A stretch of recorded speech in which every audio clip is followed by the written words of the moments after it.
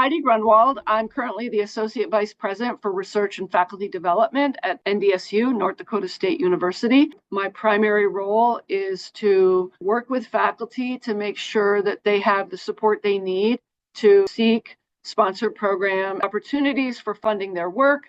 So I'm Dane Maddock. I'm an assistant professor of sociology here at North Dakota State University and also a director of the Water Resources Research Institute. So I serve a lot of different roles, both leading teams, developing my own grant proposals, and kind of seeing all sides of the research process.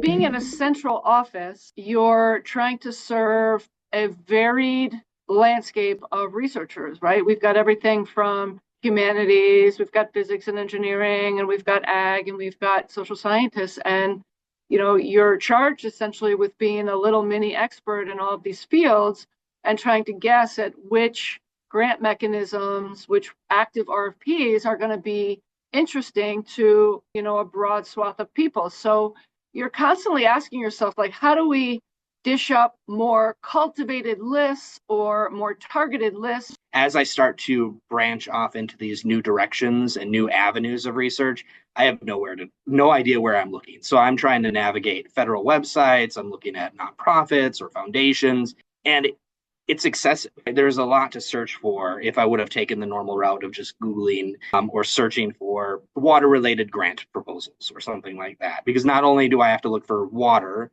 I would have to look for specific topics and specific items. And so it takes a really long time to navigate those different proposals, find them, see if they align with the topic that I'm interested in or my team is interested in.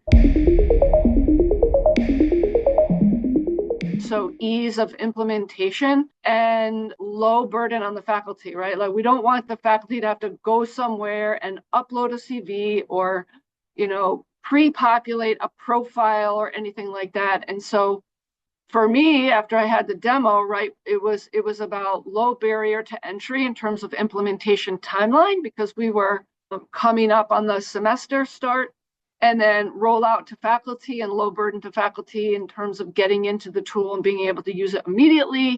And then obviously, you know, reducing the burden on our office in trying to be everything to everyone. The fact that, you know, the tool itself, all we had to do was give you a CSV file with emails and, you know, some names, and then the tool sort of went out and did the web crawling to find publicly available. So we're not dealing with any privacy issues, information, you know, whether it's an ORCID ID or a list of publications or a Google site or a website for a faculty member, and then pre-populate a list was a big deal for me, because I think the lower the barrier to the faculty, the better. And then the more you can help our office serve them, the better. So it's sort of like a win-win from my perspective.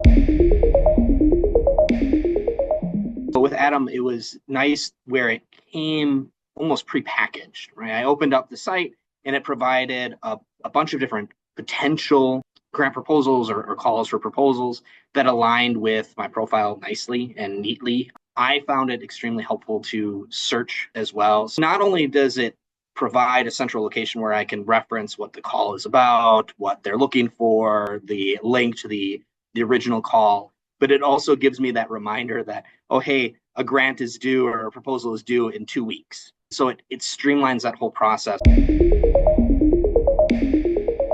We're seeing great engagement, a lot of engagement from a lot of different people. So we're seeing good results from the dashboard and engagement, and we're, you know, hearing anecdotally that people find it useful. And I opened up the Atom profile and it provided a suggestion right off the bat based on my profile. I didn't have to do a search for it. And it was simple. It was there, and it gave me a different possibility that I wouldn't have thought of before.